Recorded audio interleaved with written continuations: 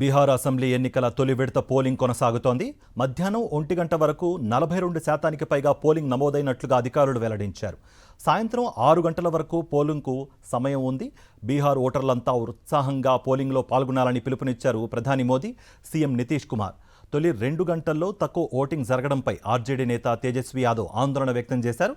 అధికార పక్షం నేతలు కావాలనే ఓటర్లను అడ్డుకుంటున్నారని విమర్శించారు.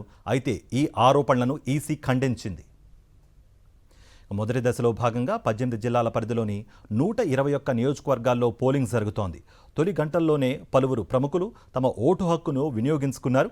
ఆర్జేడీ అధినేత లాలూ ప్రసాద్ యాదవ్, ఆయన సతీమణి రబ్రీదేవి, మహాగఠబంధన్ ముఖ్యమంత్రి అభ్యర్థి తేజస్వి యాదవ్, ఆయన సతీమణి రాజశ్రీ యాదవ్, లాలూ కుమార్తెలు మీసా భారతి, రోహిణి ఆచార్య పట్నాలో ఓటు వేశారు.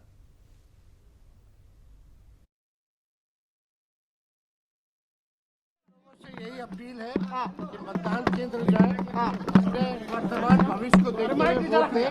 नौकरी रोजगार बिहार में पूरी अच्छी शिक्षा चिकित्सा हो, पढ़ाई दवाई कमाई वोट करे, उसको जो है मतदान करे।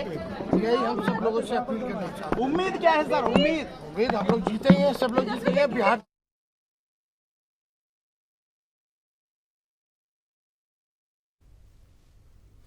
బీహార్ డిప్యూటీ సీఎం సామ్రాట్ చౌదరి ముంగేర్లోని పోలింగ్ బూత్లో ఓటు హక్కు వినియోగించుకున్నారు. కేంద్ర మంత్రి నిత్యానంద్ రాయ్, ఆయన సతీమణి హజీపూర్లోని పోలింగ్ కేంద్రంలో ఓటు వేశారు.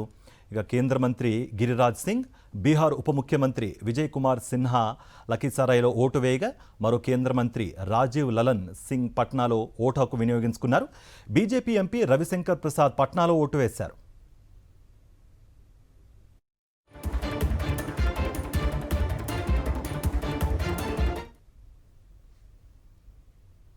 వికాస్శీల్ ఇన్సాన్ పార్టీ చీఫ్, మహాగఠబంధన్ ఉప ముఖ్యమంత్రి అభ్యర్థి ముఖేష్ సహానీ తన కుటుంబంతో కలిసి దర్భంగాలో ఓటు హక్కు వినియోగించుకున్నారు. ఓటర్లంతా పోలింగ్ కేంద్రాలకు తరలి రావాలని పిలుపునిచ్చారు. బీహార్ భవిష్యత్తు కోసం ఓటు వేయాలన్నారు ముఖేష్ సహానీ.